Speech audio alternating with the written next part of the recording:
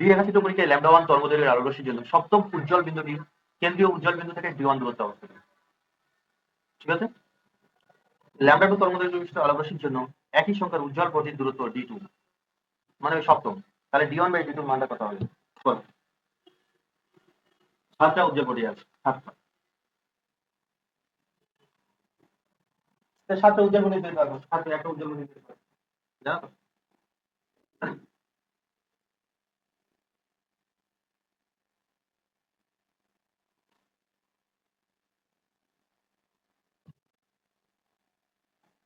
7টা উজ্জ্বল পথই বের করো।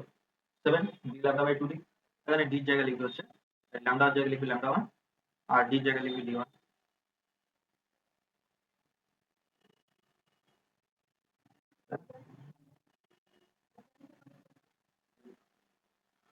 বলো।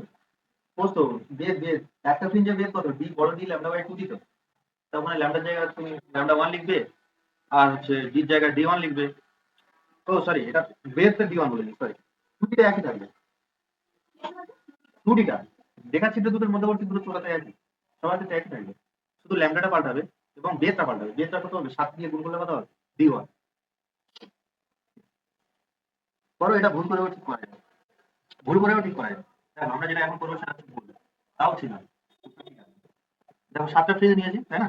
তাহলে এটা কি হবে? 7 into base। হ্যাঁ।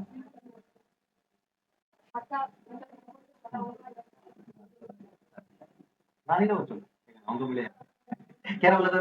দেখো দুটোতে একই জিনিস বলে দিয়েছে। ওরা বলে দিয়েছে কি যে ল্যামডা টু তরঙ্গদৈর্ঘ্যের আলোক রশ্মির জন্য একই সংখ্যার উজ্জ্বল পথে, মানে ও 7টা উজ্জ্বল পথের কথা বলা হয়েছে। তাহলে আলটিমেটলি আমরা d1টা পেয়ে যাচ্ছি কি? d1টা পেয়ে যাচ্ছি d7। 7টাও না লিখলে চলে যাবে, যাই হোক। 7 কি হবে? d λ1/, এখান থেকে d/2টাকে আলাদা করে নাও, বা 7d/2টাকে আলাদা করে নাও। তাহলে কত হবে? d1/λ1 সমান কত হচ্ছে? 7d/, ঠিক আছে? একই রকম ভাবে আমরা পেয়ে যাবো কি 7d/2d কত হবে? d2/λ2, তাই না? এটা একই রকম ভাবে পাবো না? একই রকম ভাবে এটাই পাবো। তাহলে এখানে দেখা যাচ্ছে কি যে d1/λ1 ইকুয়ালস টু d2/λ2। তাহলে এখানে d1/d2 কত হয়ে যাবে? d1/d2 সমান হয়ে যাবে λ1/λ2। তাহলে কোনটা হবে? ये ठीक है।